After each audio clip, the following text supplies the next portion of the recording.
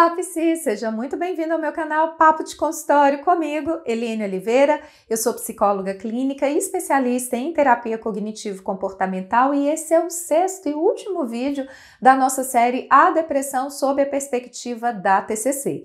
Então, se você ainda não viu ou faltou para ver algum vídeo, eu vou deixar aqui embaixo a descrição, dos 5 links dos 5 vídeos anteriores que vão ajudar você a entender desde o panorama geral, o que significa a depressão, até elementos de técnicas, coisas que você pode sacar, outros recursos para contribuir aí com a vida do seu paciente com depressão, ok? Mas no vídeo de hoje a gente vai tratar de um assunto muito delicado e de um assunto que realmente assusta a gente enquanto pensa em trabalhar com a depressão, que é o manejo ao suicídio, ok? Então nós vamos entender como que a gente faz esse manejo e como que a gente pode contribuir aí para a vida do nosso paciente que está tão desesperado. Bora lá então comigo?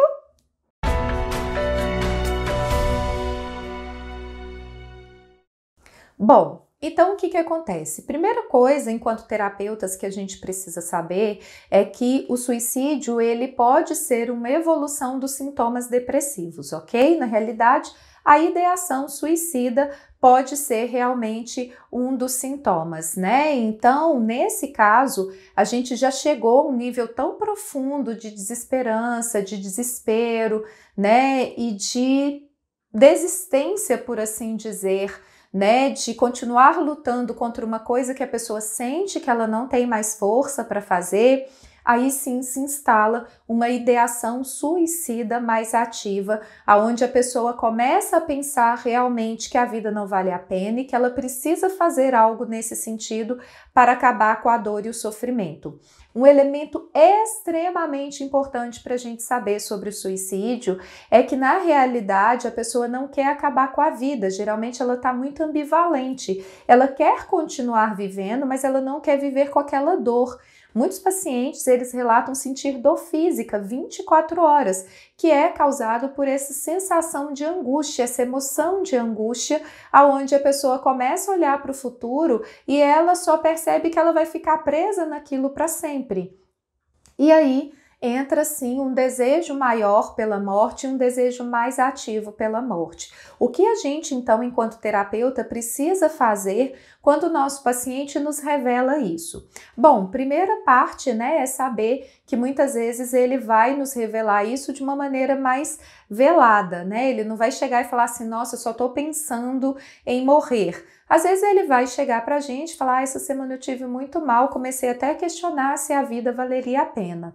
Opa, pera lá. Nesse caso, então, você vai começar a investigar com ele como que isso está se passando dentro dele. Então, nesse caso, você pode perguntar, olha, mas como que foi? Como que você ainda está se sentindo em relação a isso? Ainda existe algum tipo de pensamento? Você pensou em algo específico nesse sentido? Então, a gente vai avaliando, se há aí uma ideia já, um plano que a pessoa esteja fazendo nesse sentido, ou se ainda é uma conjectura, mas ela não pensou em nada efetivamente para acabar com a própria vida, ok?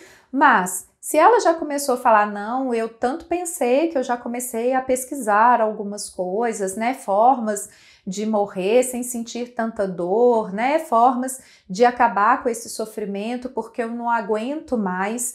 E aí, nesse caso, quando a gente chega a esse nível de estágio, significa que a pessoa está a um passo e às vezes no momento de impulsividade ela pode tomar essa decisão tão drástica contra a vida dela. Então, nosso primeiro papel, nossa primeira postura com o nosso paciente vai ser ouvir sem julgamento, acolher ele na dor dele e realmente dizer para ele, olha, eu entendo que hoje a sua dor, ela tá tão grande que nesse momento, parece que a única alternativa é a morte. Mas vamos pensar se realmente essa é a única alternativa? Vamos trabalhar algumas coisas? Você topa conversar um pouquinho mais comigo a esse respeito? Quem sabe, nós dois juntos pensando, nós podemos então ajudar nesse sentido, né, a encontrar uma solução, porque muitas vezes a morte, ela é uma decisão tomada quando a pessoa sente que ela esgotou todas as outras alternativas anteriores. Então, nesse caso, né, a gente senta e faz um levantamento com ele de motivos para viver. Esses motivos para viver pode ser tanto motivos positivos quanto motivos negativos. Por exemplo, motivos positivos.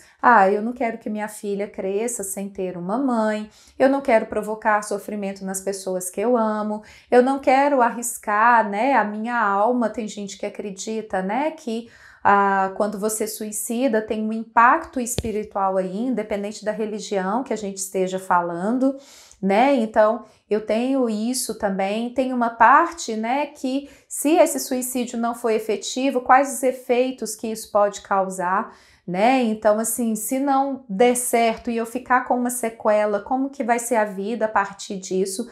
Então, você vai ajudá-lo a pensar nisso e também você vai estar acompanhando ele durante todo o processo. Então, vocês depois vão trabalhar uma ideia, né, de quais soluções vocês podem encontrar nesse sentido. Então, o que nós vamos poder fazer nesse momento para ajudar ele a se sentir melhor com relação àquela situação e reestabelecer um certo tipo de esperança? Então, é importante que ele perceba que ainda há motivos para se continuar vivendo e como que a gente vai fazer, né, o encaminhamento disso, como que a gente vai trabalhar isso ao longo, né, desse tempo que a gente vai caminhar juntos. Então, nesse caso, a gente estabelece um contrato com a vida, um acordo, e aí você pode escrever à mão com ele, ou você pode ter um modelo. Na internet existem alguns modelos de contrato com a vida, e aí você pode, né, fazer um contrato da pessoa assumindo um compromisso de que ela não vai tentar nada contra a vida dela, porque ela tem motivos, né, para continuar vivendo ainda, e há solução se ela continuar em terapia, e há também outras fontes de suporte e de apoio. Por isso que no último vídeo também eu falei da importância do encaminhamento psiquiátrico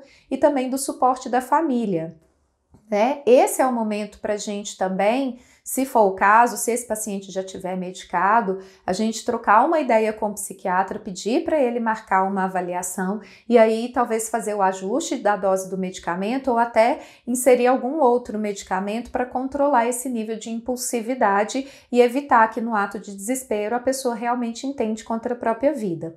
Além disso, é importante a gente acionar algum familiar com o consentimento e com a consciência, né, do nosso paciente, que vai nos ajudar nesse sentido. Então, a gente vai pedir para retirar objetos, né, coisas cortantes, medicamentos, coisas que possam servir para a pessoa, né, se auto-infligir ou até mesmo cometer o suicídio, não deixar essa pessoa sozinha, né, por muito tempo. Então, sempre ter alguém dentro de casa monitorando. Se for ao banheiro, né, se for tomar um banho, ficar um pouco mais atento na demora a esse banho. Então, ter esse suporte, né, familiar é extremamente importante. Claro, gente, que eu sei que tem algumas pessoas que não moram sozinhas, que não têm esse suporte social muito preservado, e aí isso realmente vai apresentar um dificultador nesse sentido. Aí a gente vai ter que pensar, né, e criar estratégias para cada tipo de demanda e para cada tipo de caso. E se em último caso realmente essa pessoa tiver em vias de se matar, né, aí a gente vai ter que pensar talvez numa possível internação e conversar isso com o paciente e com a família. A internação, né, pelo menos na minha opinião, ela só é recomendada quando o benefício supera muito o custo, né? Quando realmente eu preciso fazer isso para preservar a vida. Então, a vida, ela está acima de tudo, inclusive acima desse sigilo, né? Quando a gente começa a fazer os atendimentos em terapia, a gente fala que tudo que o nosso paciente fala é sigiloso, mas nesse caso de preservação da vida, nós temos autorização pelo Código de Ética Profissional de quebrar esse sigilo, porque a gente precisa preservar, então, a vida do nosso paciente, ok? Mas, nesse caso, eu sempre faço isso com a autorização dele. Eu falo, olha, nesse momento eu sinto que você está muito, né, desgastado por tudo isso que está acontecendo e eu vou precisar de uma ajuda adicional aí no seu cotidiano. Então, deixa eu, né? Eu vou entrar em contato com a família. Quem da sua família você gostaria, né, que te ajudasse nesse sentido? E aí a gente faz o contato, né? Explica, liga para a pessoa, comenta com ela como a pessoa está se sentindo e pede esse suporte. Esse suporte, ele é extremamente importante. Inclusive, ao longo da semana, até a próxima sessão, se for necessário, você vai marcar sessões com mais frequência, né? Pelo menos aí 2 sessões por semana, até que essa crise, essa onda mais aguda passe.